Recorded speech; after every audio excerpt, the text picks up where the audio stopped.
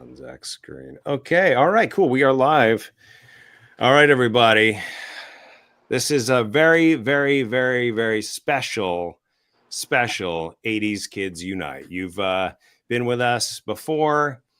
We're usually a core of four of us, myself, Corey from Podcasting After Dark, Diallo down there in the bottom, at least on my screen, from TV Obscura.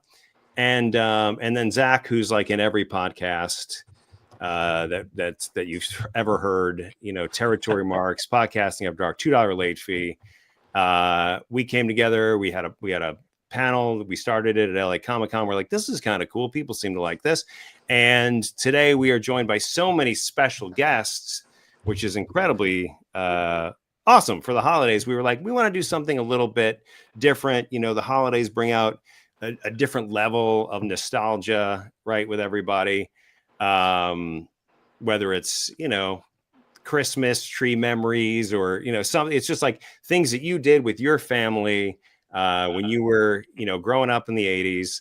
And we're like, that's just such a special kind of nostalgia that we want to bring in, a special kind of 80s squad. And so you guys were the first ones that came to mind. We've had relationships with you guys in some way before, and we're just really grateful that you're all here. John, we've had you on, I don't remember, several shows or several things, and you are, of course, that 80s dude, the guy who who's all about nostalgia. So we really appreciate you coming out. And then we got Tim from the Blast from the Past Network, who I guess you said to Corey that you are a fan of 80s Kids more so than any other show, which is incredibly flattering.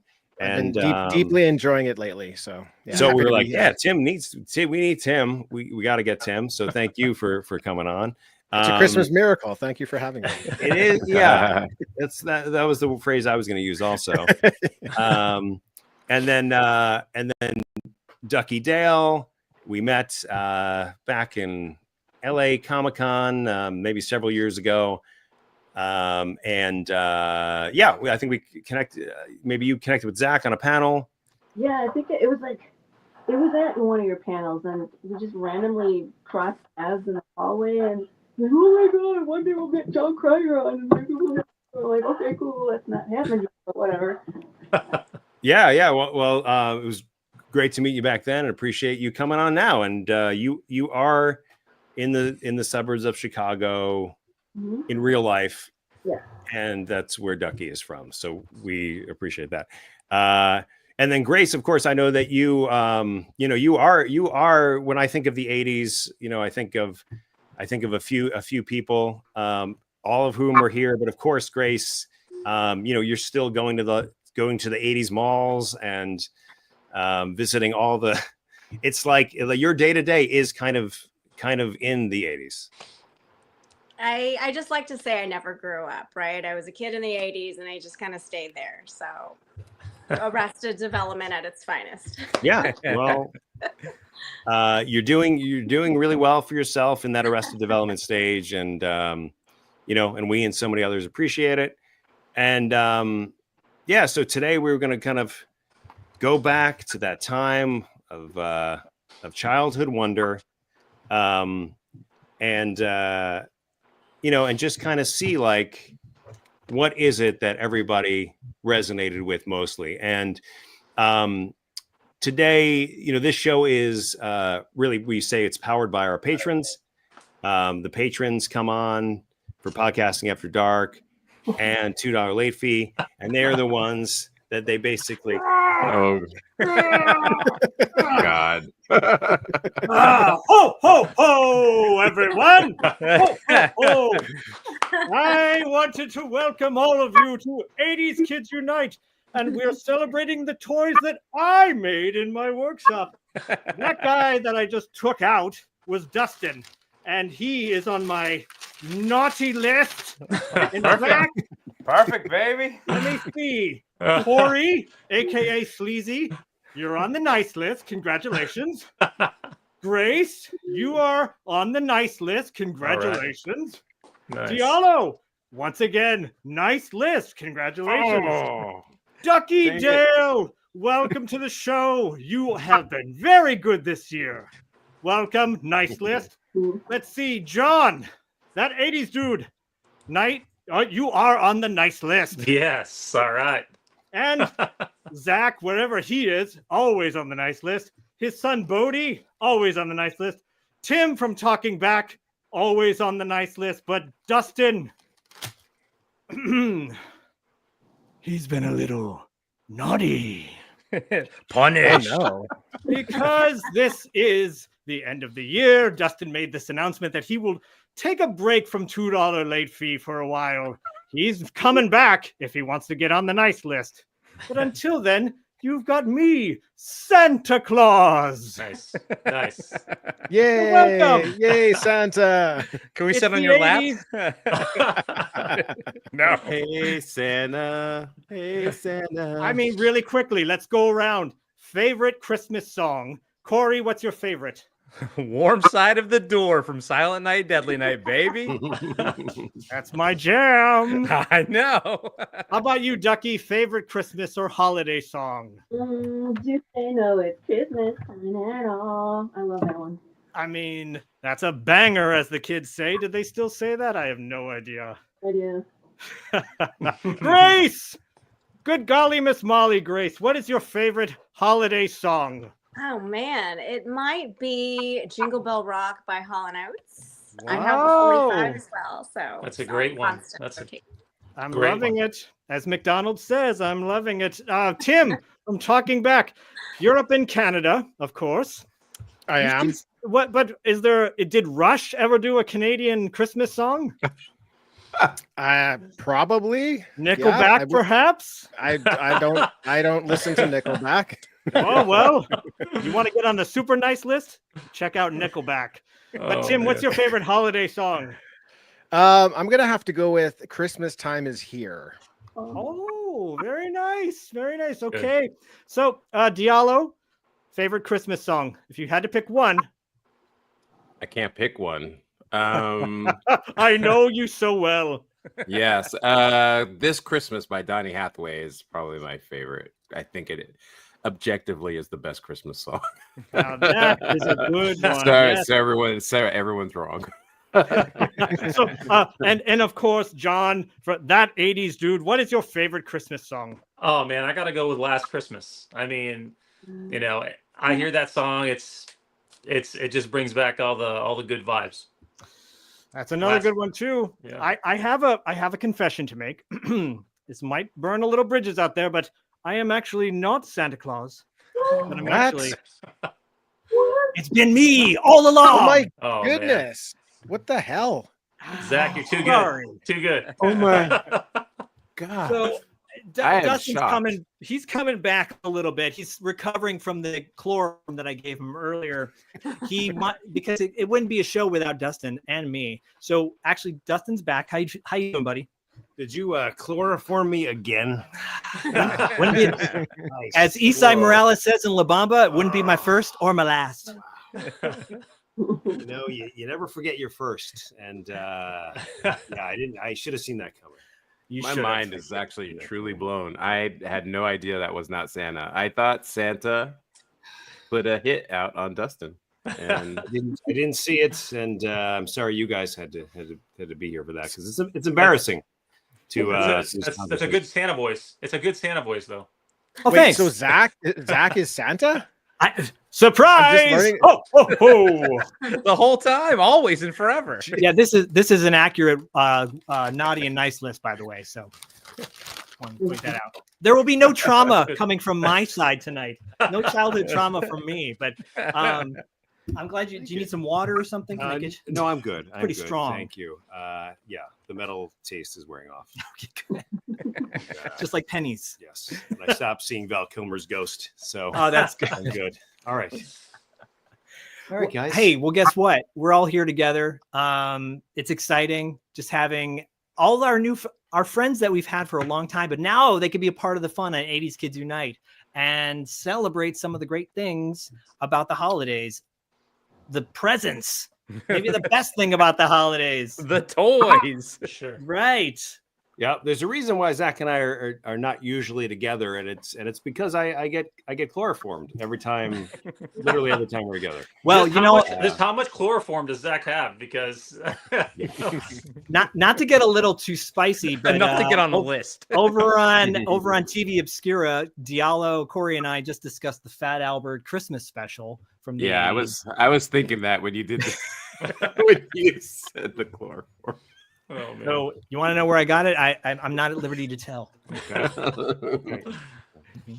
So I wanted to point out too that first of all, each and every one of you coming on, thank you so much for doing that because it's really special. We admire all of you, all the work you do on social media.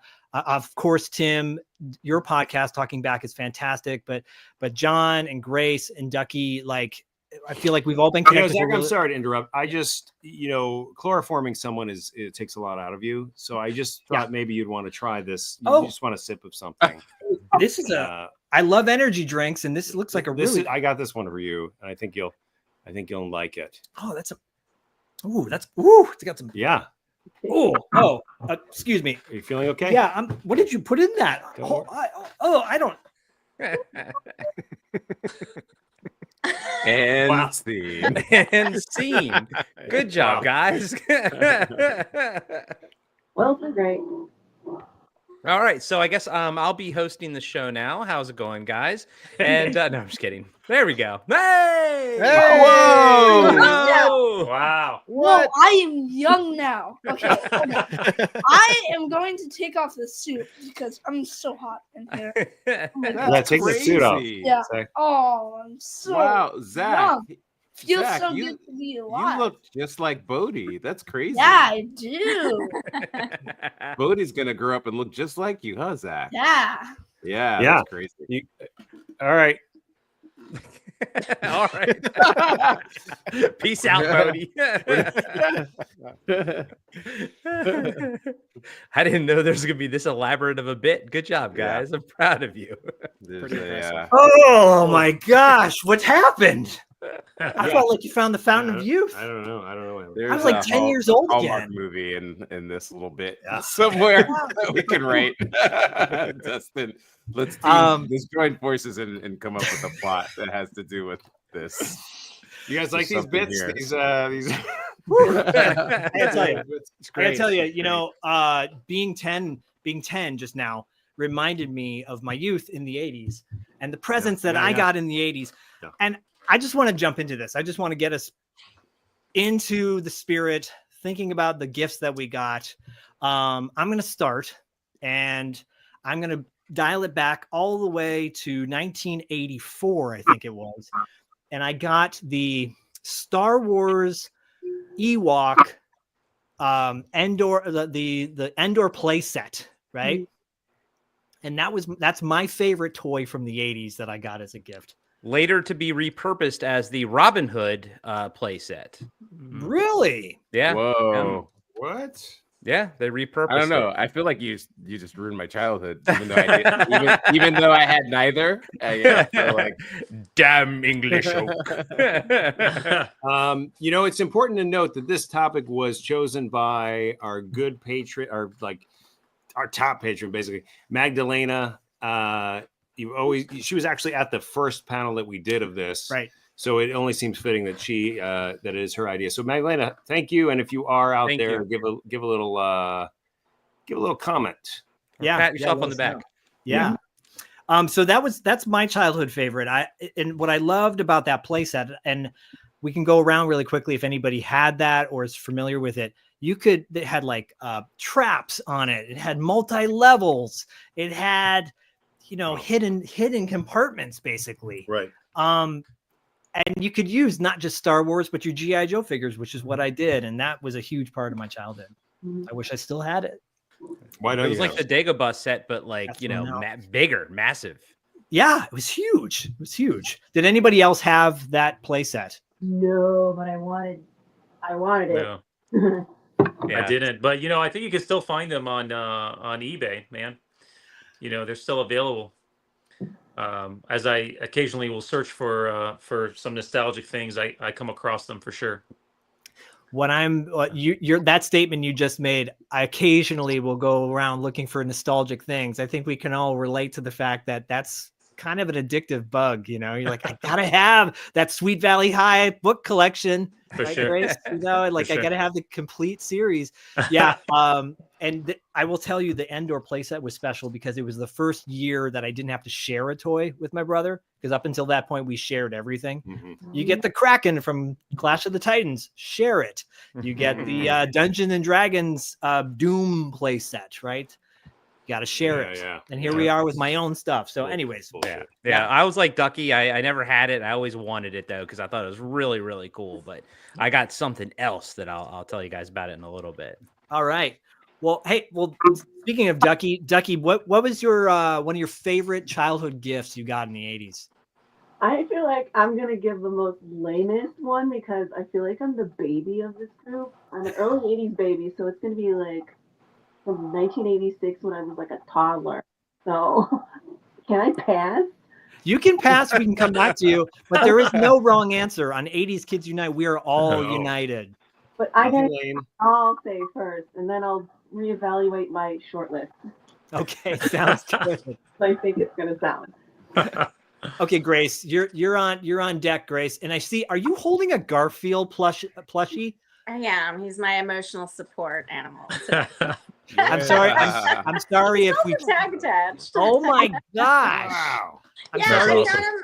I found him at a Goodwill a while ago, and I couldn't just let him sit there. I had to bring him home. So right. I'm sorry if we traumatized you. I deeply apologize if we traumatized you. Grace, one of my big traumas from the 80s was the Garfield Christmas special. And when his mom like had to leave, I ugly cried at like the age of 5 years old. It killed me to the point where I have never seen it since, and I'm scared to watch it because I'm terrified of crying. So I've watched it recently, yeah, because I'm such a fan of the Halloween special. It's like 10 out of 10, and then the Christmas special. Nice. And the Christmas special is rough, isn't it, Tim? It's rough, yeah. Compared to the Halloween, it's like apples and oranges. Oh, nice. We got two Garfields. We got two Garfields. Two support That's animals. awesome. That's All right, awesome. Grace. I've got. Go ahead. I actually have Garfield glasses, but they're all in storage. They're like, you know, you've seen these like glasses like that, you know. Oh, Storage. Yeah, well, storage in my garage. But I just had I known Grace was going to pull out a Garfield, I'd have brought the glasses out. But. John, was that the McDonald's set? Like the mugs? Yeah. Yeah. Okay. I miss those glass mugs. Burger King had them for Return of the Jedi and everything. Yeah. Oh man. Yeah, me too, man. I've got a few glasses lying around here. This one's the Goonies, one of the Goonies ones that I drink. Oh, wow. I usually use pretty Nice. often. Yeah. Let's see if we can spotlight you a little bit. Can we change that? I don't know if we can do that. We can. Stand by. Stand No, by? No, we can't. Nope. Never mind. All right. Well, they'll. Oh, there you it guys is. are. Oh, nice. You don't want to see us. I see Wait, how John. you are. Was that Oh, There we like go. this? Hold up that mug. Spotlight that mug one more time for us. All right, here we go. Goonies. Yeah, Wow. there you go, the glass. Look at that. With the lead paint and everything. That's right. It's a That is- little Amblin Entertainment right there. 1985, obviously, when the movie came out. Wow, that is really beautiful. That's That is really awesome. special. That's cool. Pretty nice. And a quick aside to that too. Didn't you? Are you going to be in that new Goonies documentary that's coming out? Oh yes, I am actually. Lisa Downs was here, in my little humble studio, and we did a little bit of interview for that, and I'm super pumped. And that's going to be coming out for the 40th anniversary, for 40 years of the Goonies, and that should be out sometime in June. So I'm Nice. super pumped about that. Nice. That's John, great, I was yeah. last summer I did a West Coast road trip with my mom and we stopped off in Astoria. Oh, I live awesome. in Eugene, Oregon, which is about 5.5 hours from Astoria, but it's gorgeous there. Not just Yeah, for like seeing the Goonies stuff. It's really It's beautiful. really nice, right? Yeah, Yeah. it's cool. I mean, it's pretty popular, film destination, right? Yeah. You've got the Kindergarten Cop film Yep. there, and yeah, I think there's going to be an opportunity next year to go out and hang out at the Goonies house. So I'm trying to work with Lisa and see if I can head out there and maybe do a little bit sightseeing and visit the Goonies house for sure. That'd be kind of that's fun. awesome. And I think Cool. Adam F. Goldberg is co-producing the documentary, so that whatever he's behind is going to be amazing. But Lisa's fantastic, and if you all haven't seen some of her, I'm just plugging Lisa a little bit here because she does so much for the nostalgia community. She makes these films called Life After the Navigator, Life After the Flash, A Life After the Never Ending Story. But you got to check them out. They're fantastic. And I will add on to that. Don't be surprised if you see Lisa pop up on Tales from the Video Store in 2025 because she's going to be a guest on the show. Awesome. And lot of information about the Making Megaforce documentary that's coming out.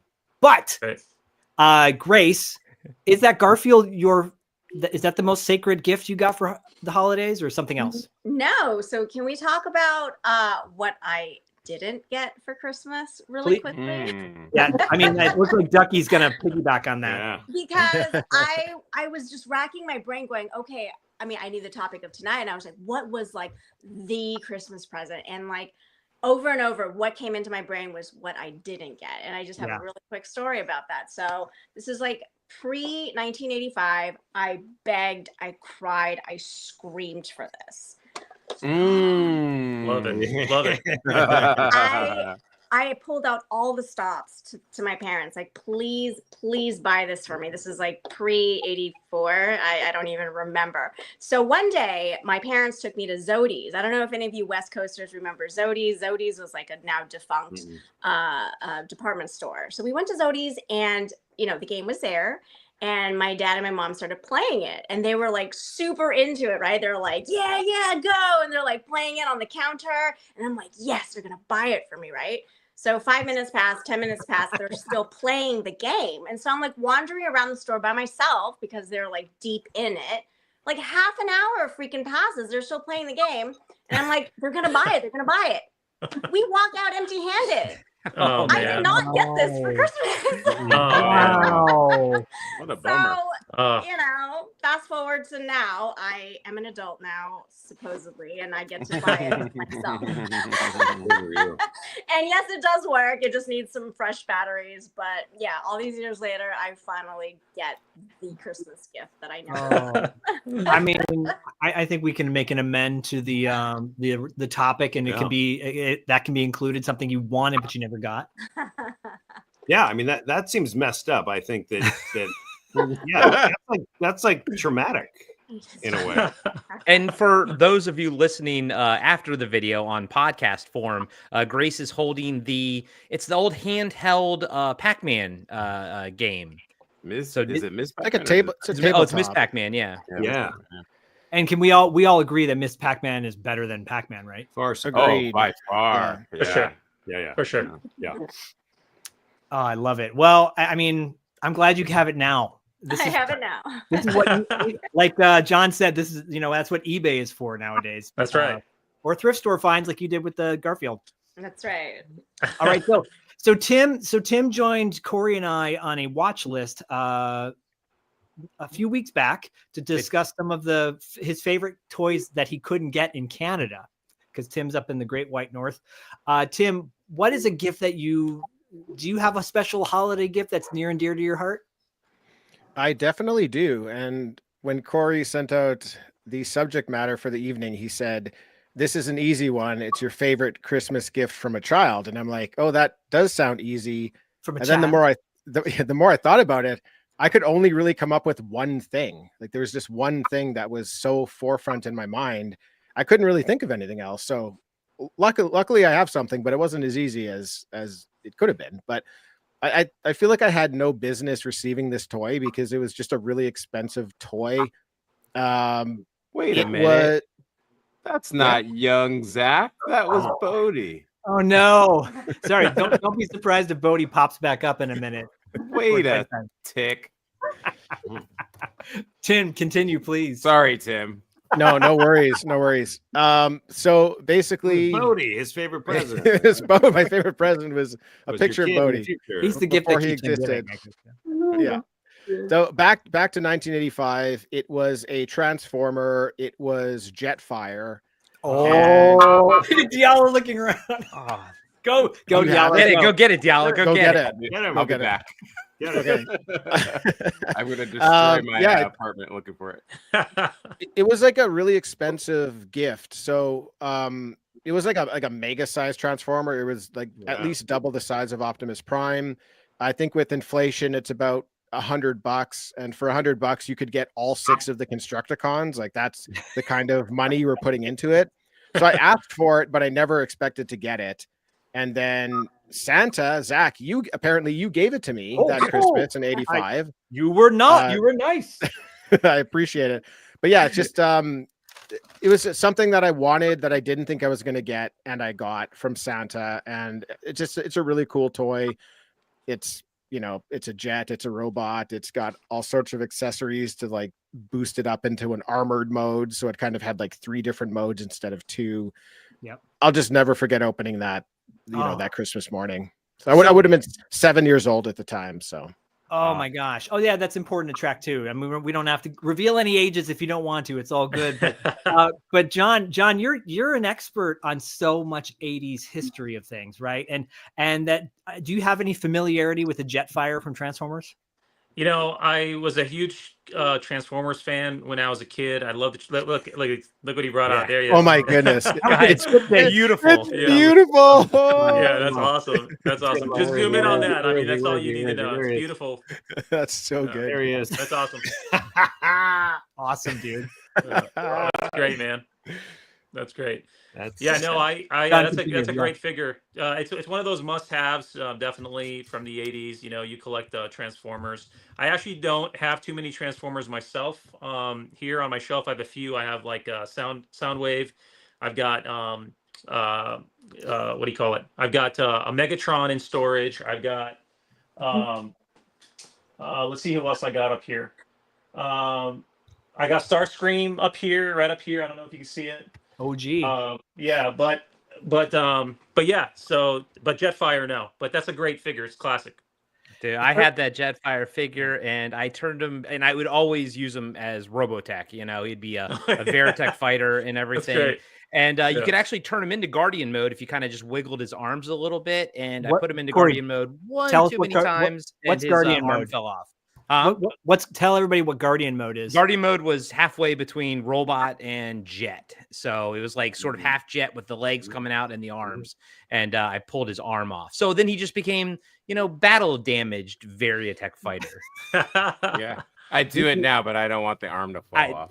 I'm totally with you, buddy. Don't go for it because that is gorgeous. Diallo, take us through the history of your Jetfire. How did you acquire such a beautiful toy? This was a toy that I always wanted as a kid. A friend of mine had it, and I just never got it. I was a little too old to get Transformers by the time they came out. Even though my friend that's older than me had it. But anyways, now that I think about it.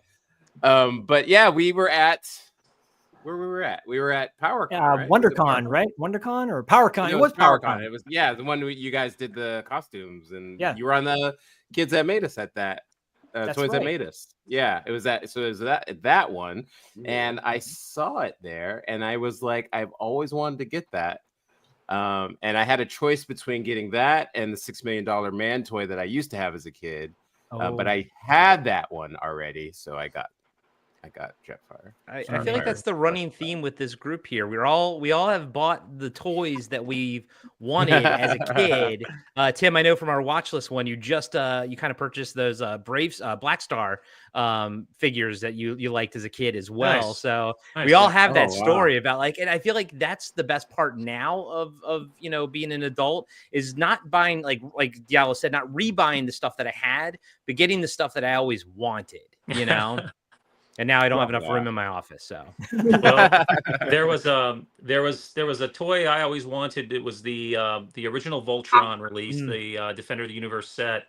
That was so cool. And I begged my dad for it, begged like for a while. And I think he felt pretty bad. We just couldn't afford much at all when I was a kid. And so he went out and he went to like a flea market or something in Detroit, and he bought me. He gave me a like a generic Voltron. It was just all rubber. It didn't transform. It didn't do anything. It was like the nice. Oh man. Yeah, but Not this one. no. But I've always wanted the Voltron. And I've always wanted to buy it, but I'm waiting for I'm trying to find a pristine inbox set, and I've budgeted for that. I'm gonna buy like completely almost touch maybe by the first owner only. I've tracked down a couple, but they won't sell them. And I'm just waiting for that opportunity. But that's like my grail toy, is that set that I wanted. Do you remember a die-cast Voltron that was maybe about this big, and it was already you couldn't take it apart? Yeah. There was that for sure. Okay. You had that one, Zach? I had that one, and you had that one, Corey? Yeah. And I felt like it was. I was like, oh, this is it. I don't need like the bigger one. Like I was fine because I wasn't the biggest Voltron fan. I liked it, but I was like, I got my little guy. I don't need the whole kit and caboodle, thing. Well, it's funny you said that because I would have been fine with maybe the smaller Voltron, but my childhood friend is like my brother from another mother. We grew up together in Detroit, and we actually still are here in San Diego. Now we're in San Diego together. Cool. But he had the original Voltron, and so I always wanted it because I was like, we could like battle Voltron versus Voltron. But like I said, years have gone by, travel and just life and stuff. But eventually, I will have one of those. I'll add it next to my other Grail that I ended up picking up 2 years ago. Actually through an Instagram relationship that I developed with someone, and was a toy seller. I got the Thundercats Thunder Tank original, all in box, beautiful pristine condition, with the rubber tracks still attached. So awesome. Well, John, you're setting the bar for yourself pretty high when it comes to your reveal. So, but again, and this will echo to you, Ducky. It doesn't matter what it is. It's what's special to you, right? Yeah. And so, John, what was that thing in the 80s that you're like, I gotta have? You got it. Yeah. Or maybe you didn't get it and you wanted it, like Grace said. No, listen, I have it. It's here next to me. I'll pull it up in just a minute, but I'm going to set it up for you. All right.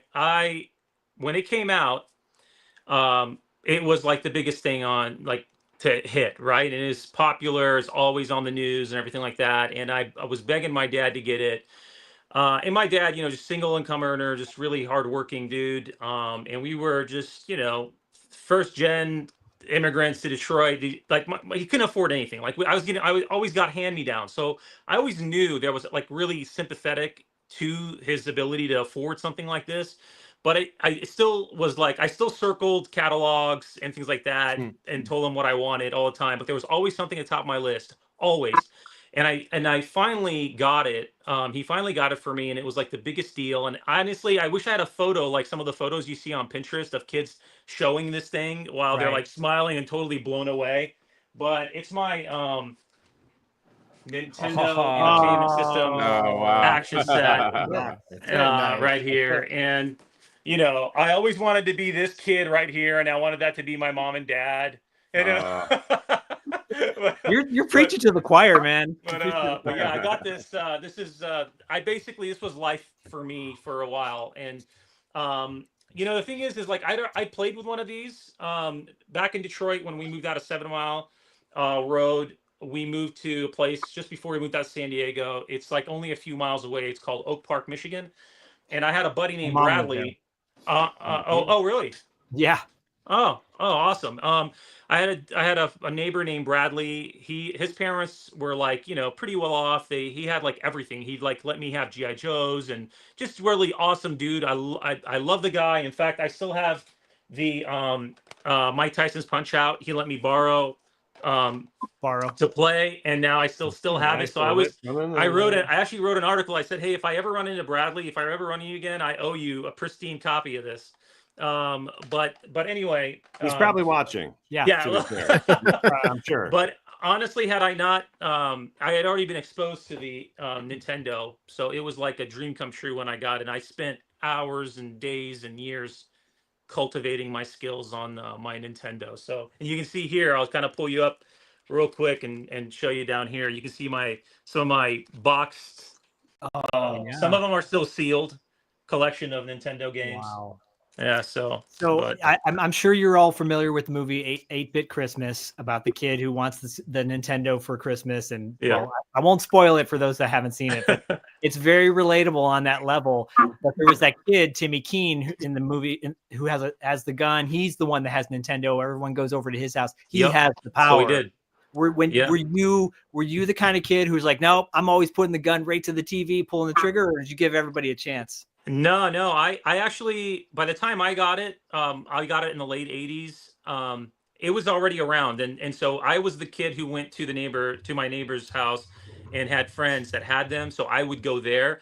And I tried to be generous because I was keen to the fact that they could have gotten other friends to come over and play and use the other joystick controller. So I would like bring things over, I'd bring like some of my mom's kulecha, or like, it's like dates with like dough around it, like as gifts, to sort of play.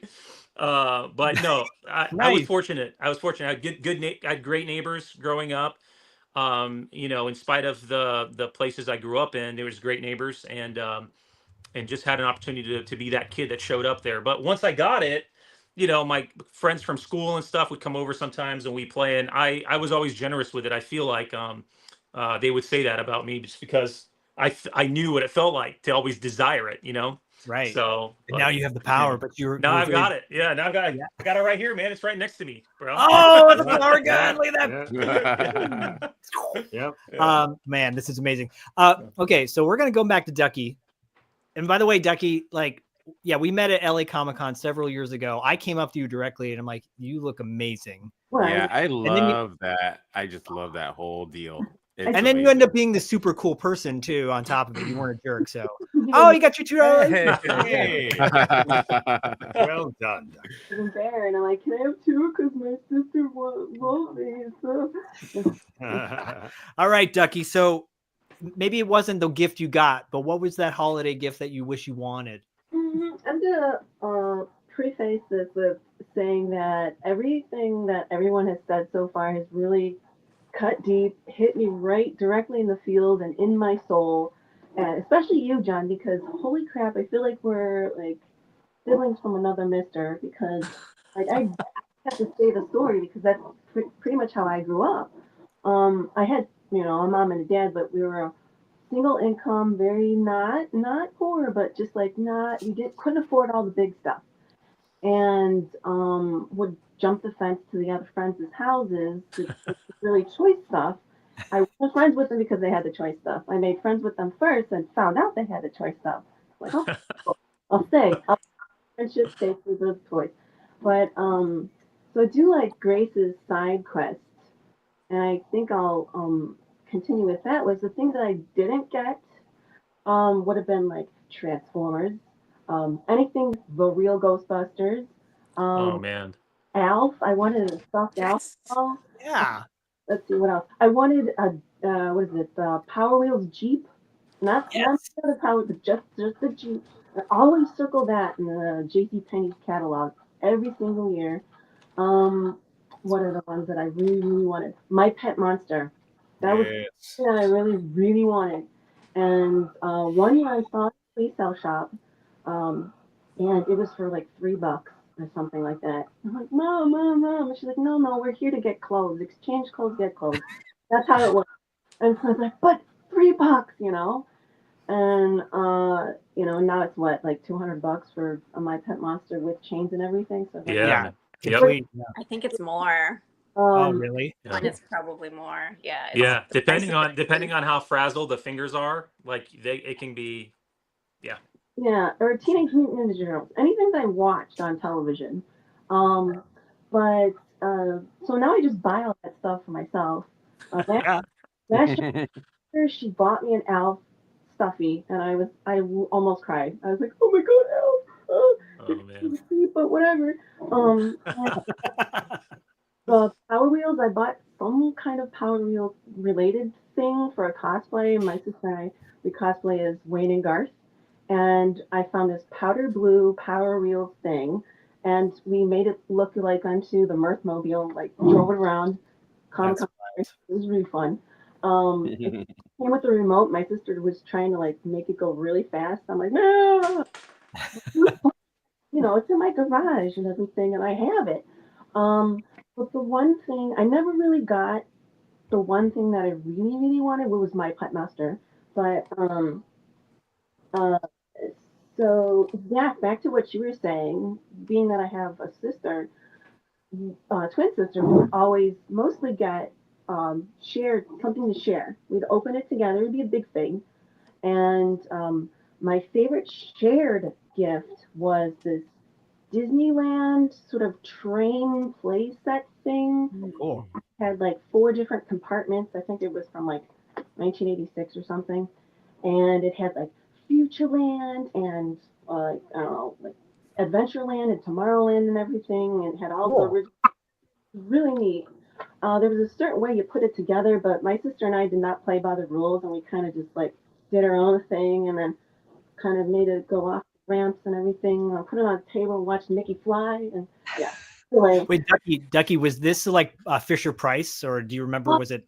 I think it was Playmates. I think it was a Playmates. Playmates or It's Playmates. Playmates? Yeah, I'm looking at it. It's the like Ferris wheel, and then yeah, that's really cool. It's pretty cool. At it. But my ultimate favorite thing that was not a shared thing, but both my sister and I got was this Tommy Brand. It was like a sort of a, what do you call it, emulator, like a driving thing, a turbo turning something or other. Wait, I wrote it down. Was it like a desktop kind of thing where you had the wheel, or this thing where it was a portable thing with had like a red front end of yes, I remember that. Yeah. I remember that. Oh, I remember that too. Yeah. Yeah. Mm-hmm. You know, odometer and things like that. Yeah. I played the crap out of that until it and even when it broke, I still played with it. Like I would make noises and stuff. And I looked up recently, talking about looking things up and seeing, you know, my Pet Master is now more than $200 or whatever it is. Yeah. There's one guy, it still had the thrift store sticker on it that said like $10 or whatever, and he was selling it for $100, and I'm just like, what? Huh? And it worked. But kidding me, really? You know, I have adult money now. I could buy it, but that was the one. That was my favorite. That was my ultimate favorite toy. I mean, I played with that until probably middle school. Yeah, don't downplay the fact. Don't come at us with this. Well, mine's kind of lame. That was really cool. That's a cool one. Yeah. That's a cool toy. Yeah. Hey, Ducky. This is a 1988 Kenner Brain Blaster, the Real Ghostbusters. I'm a sucker for anything Real Ghostbusters. I feel like it's one of the most underrated like toy franchises, cartoons ever.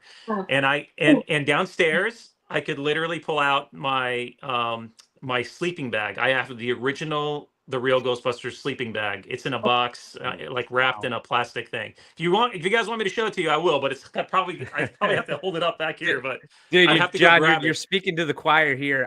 Real Ghostbusters is like my favorite cartoon of all time. Man. And seriously, man. And I always wanted the toys as a kid, and Kenner re-released them like 5 years ago. Yeah. So I got all 4 of the original ones. I got the first wave where it says who you're going to call on it, and they had to remove that because Kenner doesn't have the license to that. It's what's his name? Ray Parker Jr. has it. So I have the original 4 guys with the who you're going to call of the re-releases, and then I got the fright feature ones.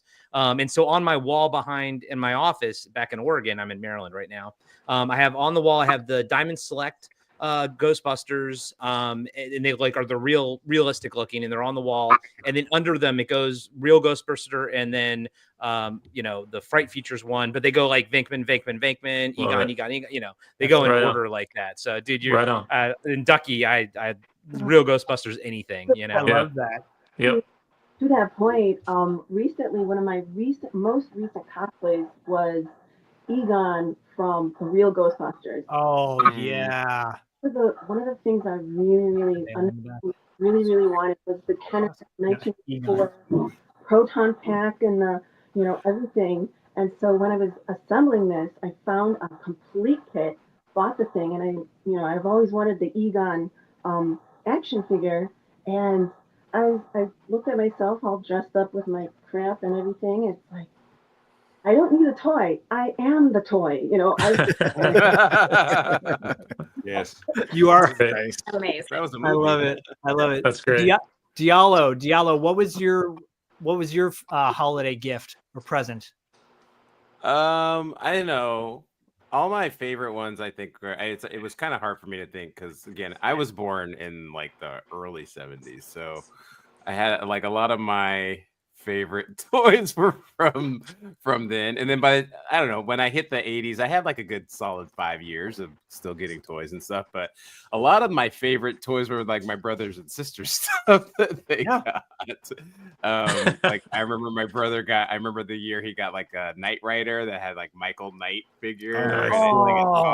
That's so bad. That's one I wanted. He got like the Raven. Are we frozen? Oh, yeah. Ship from the G.I. Joe, you know. Oh, the Night Raven. Yeah, Night Raven. I had that. I had that. Yeah, they had like a little ship that was on top that came off.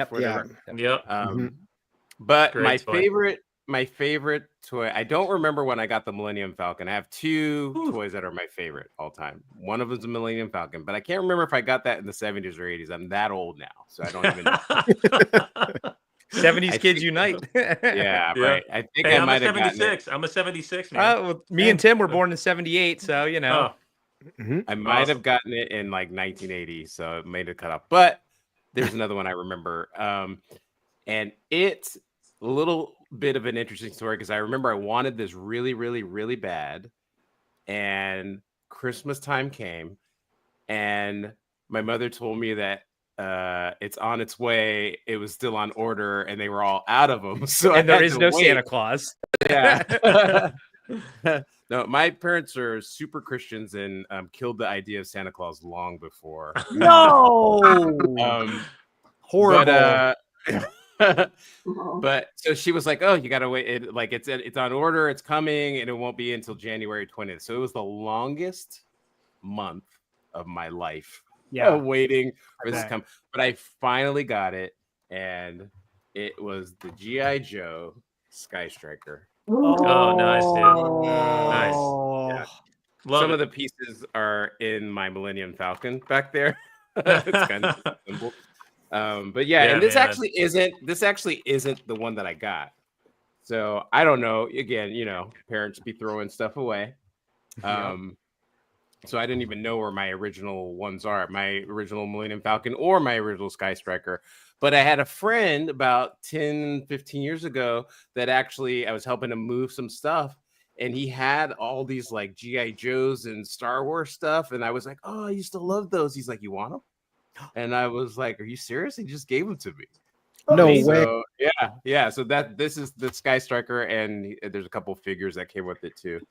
Ace came with it, and then he gave me like, you know, Han Solo and some stuff. So did you start singing the theme song to Laverne and Shirley, "Making Our Dreams Come True"? Haas and Pepper Incorporated. Yeah. So he gave me a Snake Eyes and a Storm Shadow, which recently I realized the little bands broke that kept their torsos together. So I had to order some off of Amazon just like a couple weeks ago so I can put them all together. But I'm gonna have a whole restoration thing going on soon where I'm gonna restore the Sky Striker and the Millennium Falcon to like brand new. That's awesome, dude. You know.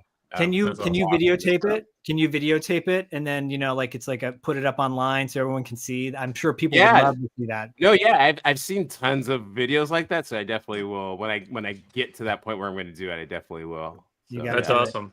I've got a bucket full of like G.I. Joes and like hang on a second.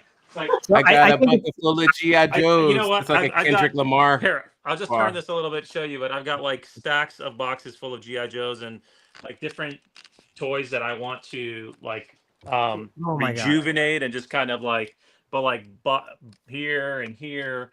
That's my comic book collection. But the G.I. Joes, the thing about those, I always felt like engineering wise, they were probably like I don't know. I always hated the idea of the band in there, you know, but I've got probably like 30 G.I. Joes in there I got to restore. But I'm thinking I'm just going to hire somebody because it takes time to do that. You know what I mean? Yeah. But yeah, but I just feel like Hasbro always created like the best vehicles, like the just amazing play sets. I played with GI Joe so much when I was a kid.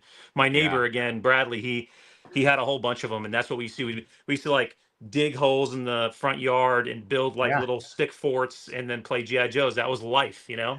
When I was a kid, I had so single parent, you know, divorced, 80s kid. My parents were divorced, you know, how typical. And my grandpa would kind of watch me in the afternoons when my mom was at work and everything. So me and my grandpa were like thick as thieves growing up. And I remember one of my Cobra troopers, his band broke in his waist. And, you know, of course I got upset and I was like, hey, Grandpa, can you fix him? He's like, oh, you know, sure. I was like, let me just have him for the weekend. I'll fix him. And he gave it back to me and it was fixed.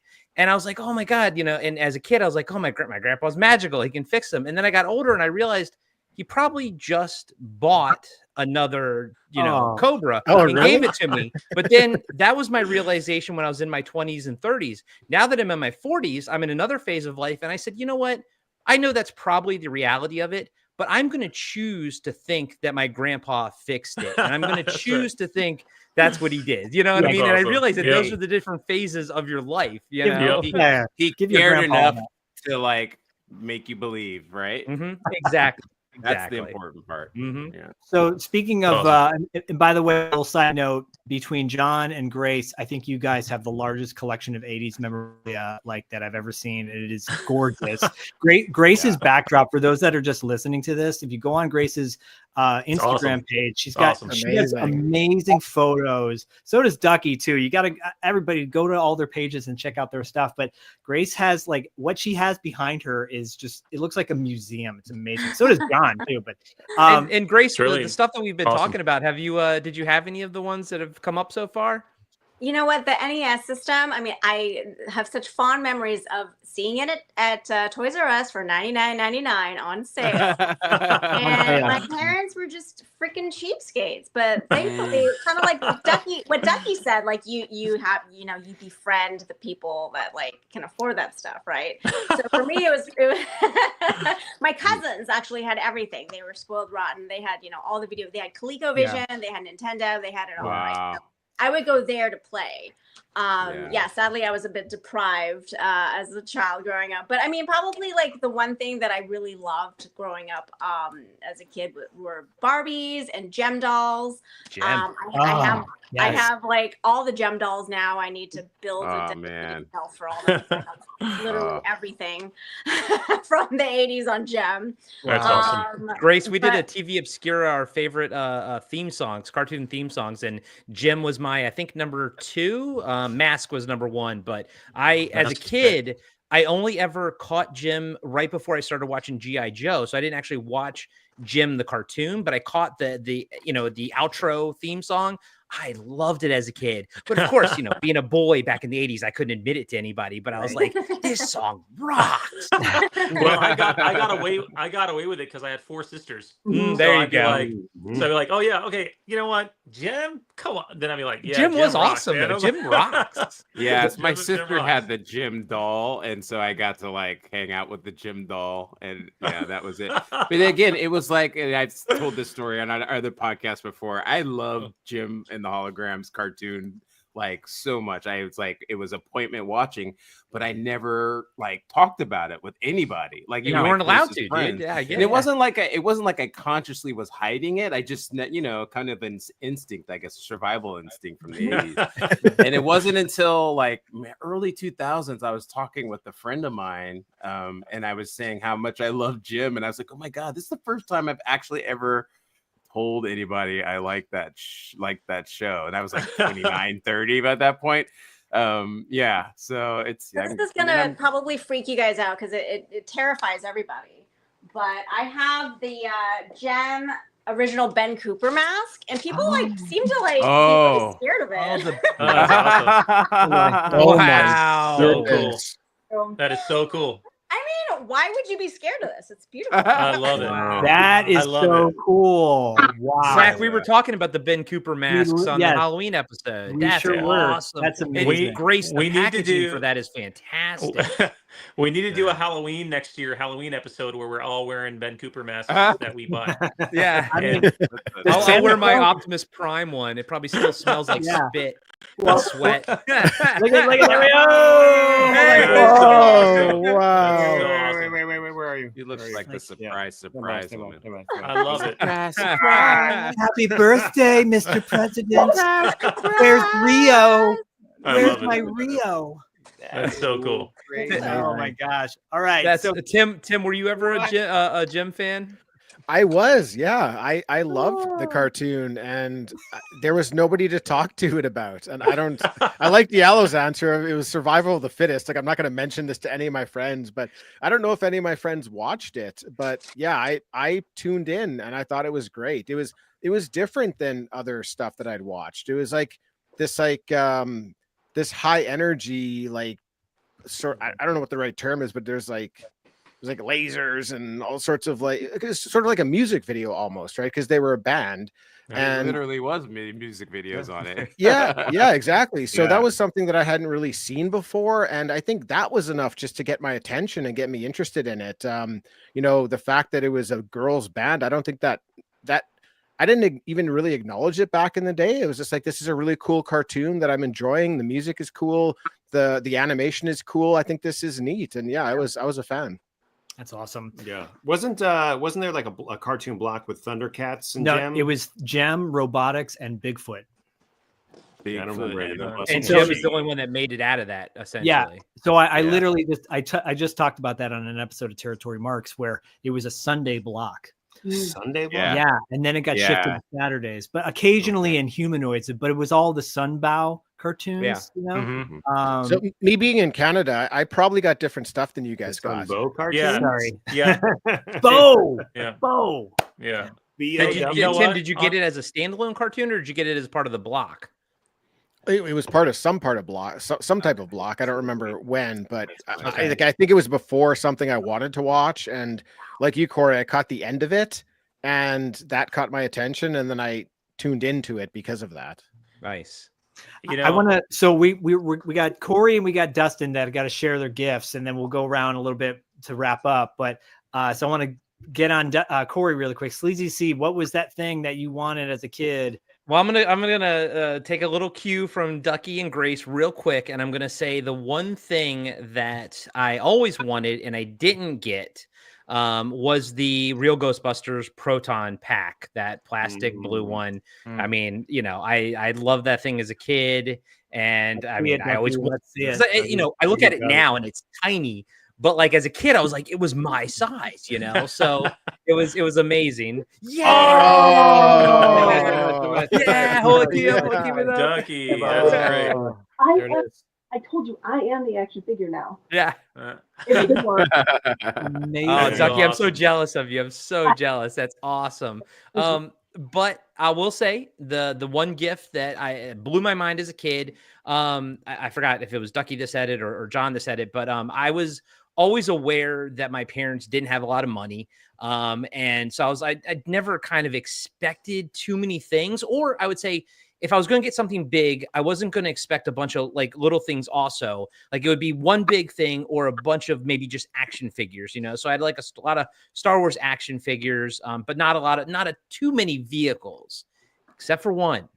1983. I was born in 78. The first movie I can ever remember seeing in the theater was Return of the Jedi. Boba Fett changed my life. My whole life went off in a different direction because of that. But I woke up Christmas morning and it was already out of the case. So I guess my dad put it together. 1983.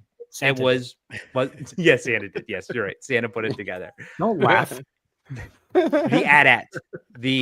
Oh, yeah. AT-AT. The all-terrain armored transport. Oh, the Imperial. So cool. But the AT-AT, the biggest freaking thing I'd ever seen in my life when I was 5 years old. Yeah, when I was 5 years old, it was like half my size already. Yeah. Like it was huge. And I think I got a Gamorrean guard that year as well, and I love that toy so much, and an Admiral Akbar. But that AT-AT just lived in my heart forever, and I love that AT-AT so much. And I know that's a lot of people's like holy grails, and a lot of people's favorite one as well. I feel like it's kind of cliche to say that one, but at the same time, I can like I remember it so well. I don't remember much from my childhood. I don't know why, but I remember that. That's awesome. It's so special. Yeah. I mean, look, and I said this earlier, it's how it made you feel. I don't care about Jimmy Joe living down the street with his AT-AT, you know, it's like our community, who we have on this show right now. We all appreciate that. That's a beautiful because I was also like, I had a couple friends that had like all the toys. Like one of my friends had the Terrordrome and another friend had the Ewok Village, and I would go over there to play with those, but I had the AT-AT. It was mine. Obviously I shared with anyone who wanted to come over and play, but I usually went to other people's houses. Obviously. So like AT-AT was always sort of mine. It's always where it's at. Hey, just to keep us tight on the time, I'm gonna pivot over to Dustin and pivot reveal. Pivot. Yeah. Well, this isn't so much a reveal because I'm aligned with John, but this is a full circle moment because I mentioned that this whole thing started on a panel in LA Comic-Con with the entire premise of the disappointment of Rob the Robot. So, you know, we all saw those commercials. We were like, what is this crazy thing? They had been showing. Rob had apparently been a thing in Japan for a minute, and everyone knew. And then when it came over to the US, we were all very excited. Like, this robot's going to like move this thing. And it was like the dumbest shit you've ever seen in your life. It was the dumbest fucking thing. And Gyromite. And so John, the point is like, Gyromite. John, when you got that set and we got that set, we knew that Rob was bullshit at that point because all of our friends, we had played it with all of our friends already. And we're like, wow, Rob is just sitting in the corner of your living room. That's it. Can you bring him out? Bring out Rob. And they're like, no, we can't, because he's the lamest thing you've ever seen. So, so having that knowledge and informing, like, hey, we got the action set. We got the, you know, we knew what was the key components and what was, you know, what to reject and what to accept. And we rejected society. And then we accepted just the basics. It was Rob. It was amazing. Well, no, I'm saying Rob was disappointing. Yes. But Dustin, how does the power pad hold up for you compared to Rob? I had the power pad, and as a fat little 80s kid, I was I worked off some calories, for sure. No power pad, no super joy. No, it's the essentials, right? It's the core, it's certainly the, you know, the gun, the blaster, but outside of Duck Hunt, right? Nobody, I mean, you know, whatever. So no, so it's super, it's, you know, it's the basics. It's the foundational stuff as 80s kids that we all and you had that. Did you have that? The Nintendo, the full system? Well, so I had what John had. Literally had the same one. No, I think mine was Super Mario Brothers. Was that? Yeah. Okay. So this one came with the Super Mario Brothers Duck Hunt. That's the one you had. Yeah. Oh, cool. Okay. This would be the common one. You probably find these like at a Kmart. As well, you know. And you put them on layaway. You guys remember layaway? Yeah, right. Layaway. Yep. Right. At least, and to, you know, I think we need to unpack this. We just got to the Lee. Yes, the Power Glove also garbage. Thank you, Lee. That was trash as well. I have to say, Grace's trauma from watching her family having such a great time playing that Pac-Man game is so messed up. Grace, you win the episode. You win. Yeah. They had such a blast playing it. I'm like, I got it. They're gonna buy it for me. Yeah. That's a gut punch. That's amazing. We had something really cool happen a couple days ago. Dustin was out with friends, or you were at a gathering, right? And there was a guy there. Or no. Well, let me explain the story because it happened to me. Yes. But no. Basically, exactly. Filling in the blanks. I've been up since 3 a.m. No, the fact is, you guys might be familiar with the something called awkward family photos, right? It's just like we love them from the 80s. Well, the creator of Awkward Family Photos has created a new special game for the holidays, and it is called awkward family photos, totally 80s. Why don't I hold it? Yes, you hold it. I'll bring it up so you can see what it looks like. But basically, it's combining two of our favorite things, which is the awkwardness of the 80s, the family photos of the 80s, and movie lines. So the game is basically you don't need to know the movie lines, but you're combining. You're basically pulling a card and you're assigning your favorite movie line to an awkward family photo, and then the group will decide like, hey, you get awarded points. That's so awesome. Cool. Yeah. So we're very excited. So Doug from Awkward Family Photos had reached out and he That's said, great. we'd love to collaborate. And of course, we love collaborating, especially when it's this niche. So the That's link, great. so you guys can, we can, maybe we can do a giveaway right now. I don't know if we have that ability, but anyway, why don't we'll do a giveaway, because I want to give one to all of them, but what I want to do is we'll do a proper giveaway on our Instagram. So if you're watching this now, sometime in the upcoming week, we will do a special giveaway of one of the board games of Awkward Family Photos Totally 80s. It's amazing. Yes, it's really cool. And if you are interested in purchasing that, if you guys are watching right now and you're interested, the link is in the description to buy it from Doug's special link. Awesome. This is great. So, okay. Yeah. Okay. Yeah. I want to go around to everybody, and before I do that, I want to say we haven't done a live 80s Kids outside of LA Comic-Con. And this is really special. And just to get a little sentimental and emotional for a minute, I love all the people that I get to work with. I feel like they're my family. And it's a really huge honor to have you guests join us because I personally was like, I want to get some of the people that I'm a big fan of on our show. And I hope this is the beginning of many more down the road. John, we've had you on to talk about the Warriors, and we will definitely have you back. But, I just love our little community that we've created, and it's very special. So I want to give all you guys big shout outs and praise, because you're wonderful people. And thank you for coming on our show. Yep. And everyone's Instagrams, follow them. They're all in the description as well. You guys definitely need to be following everybody here. So Grace, if you live in the LA area, you'll see Grace all the time at literally every. You're always at the Egyptian and whatnot. I'm so jealous. I used to love going to the Egyptian. Oh man, yeah, and the New Beverly. I ran into Zach at a Phantasm event, which was freaking awesome. He told me that. He was like, I saw Grace there. I was like, oh yeah, that's awesome. Yeah, that's so he cool. beat me to the line, so he was in front of me. So Did you ever make it to the Arrow as well? I don't know. Oh, all the time. Yeah. The Arrow, the New Beverly. Yeah, I basically live at those places. So I'm actually speaking of the warm side of the door, I'm going to go see Silent Night, Deadly Night on 35mm tomorrow at the New Beverly. Wow. With Black Christmas. So, and I've got my Black Christmas outfit already. Wow. That is awesome. Okay. Anything quickly that anyone wants to promote? Ducky, do you want to promote anything, or? I am not that kind of person. I mean, like, what I do. I'm like, hey, what I do, and if you like it. Well, then let me ask you this. Is there a way have you posted a picture of yourself as Egon on your Instagram page? I haven't. You know what? For Halloween, I was going to do a style mashup.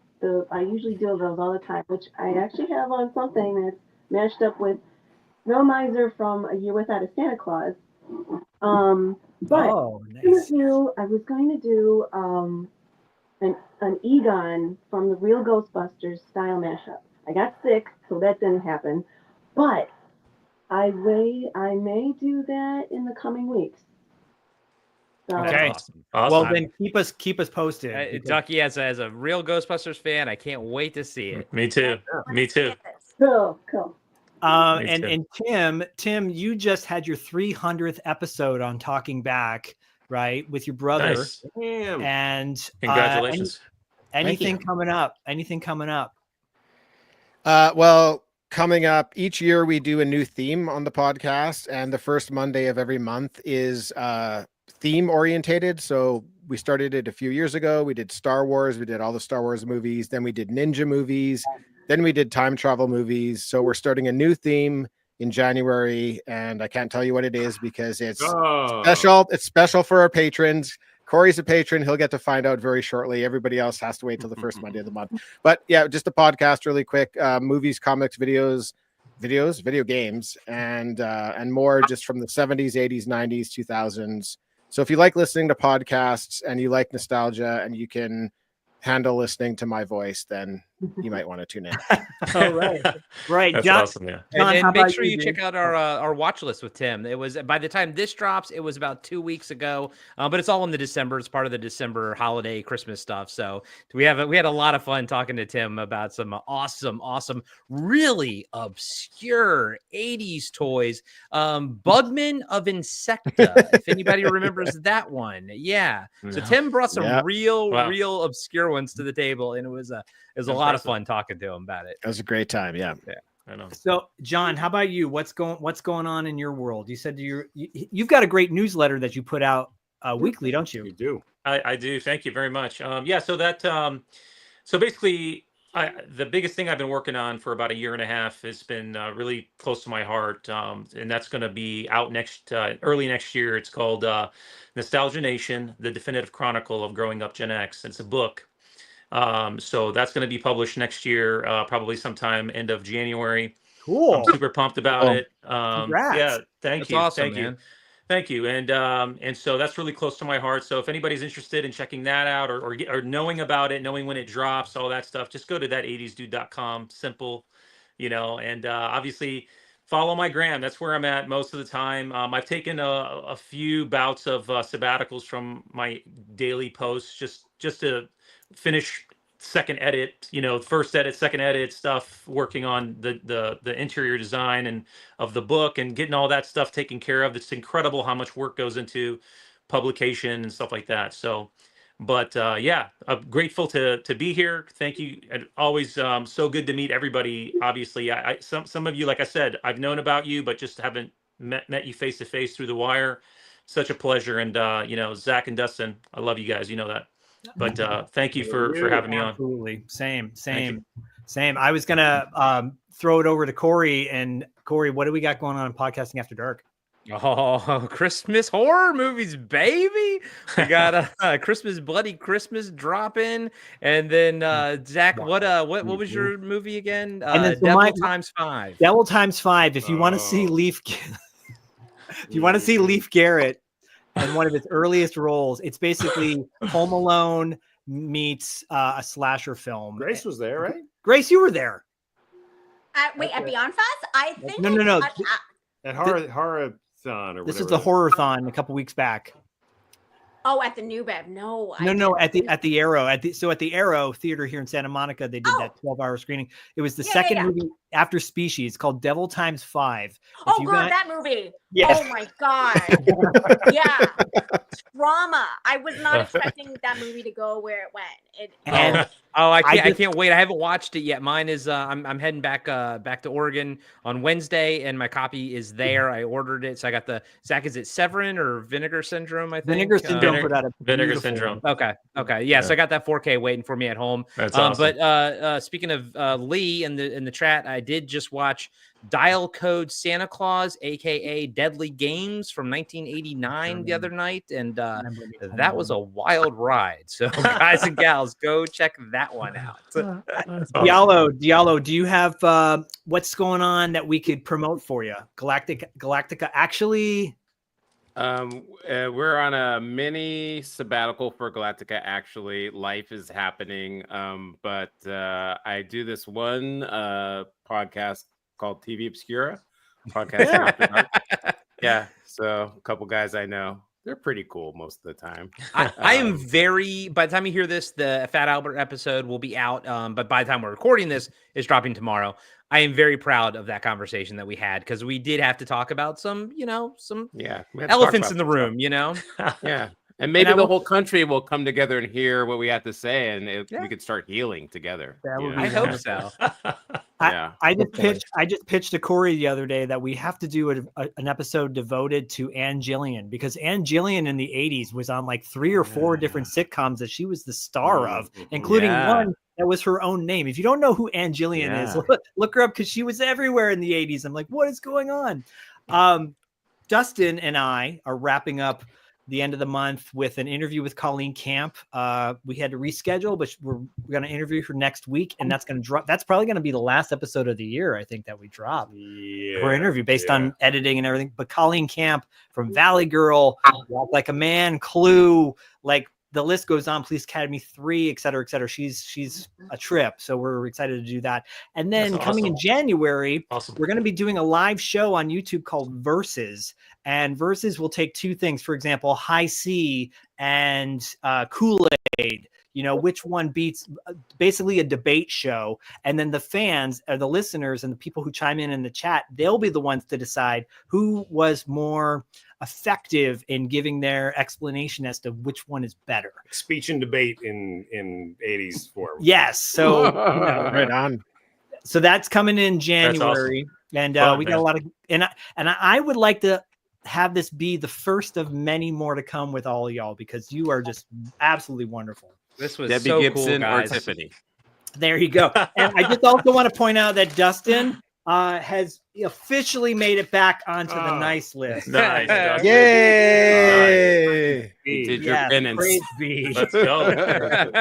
Wow. Well, Christmas this was penance. special getting to have this guy come all the way out to me, because it's about an hour to get over here. It's pretty much a schlep. It was great. But we want to wish all of you, Dustin loved every minute of it. Loved every minute.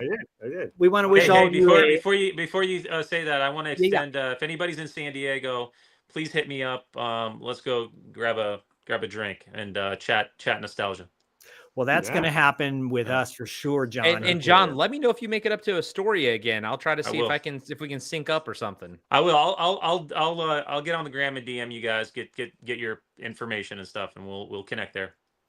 Well, this little community of 80s nostalgic lovers is only going to be stronger and bolder as the years go by or the episodes go by. And I think it would be great to get all of us together in one place. Maybe we'll do a live show down the road in 2025. We can tour. We can tour. Yeah, I'm totally game. Ducky and Grace, I hope I get to meet you all one day in person. This was awesome.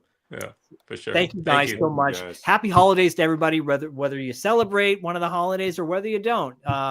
Everything from Kwanzaa, Diwali, Hanukkah. Did I say it correctly? You're just being so diplomatic to the point of like. No, but To the point of ridiculousness. Diwali, this is No, it's the festival of lights. Valentine's Day. Happy Valentine's Day. Happy Festivus. How about that? Happy Festivus for the rest of us. Day, not Columbus Day. If you celebrate Columbus and believe he wasn't a murderer. Parting thoughts. Go ahead. No parting thoughts. I just want to thank you guys. I'll bring you to the warm side of the door. Yeah, follow everybody below, and much love. We're gonna end the stream right this way. Ho, ho, Merry Christmas. ho.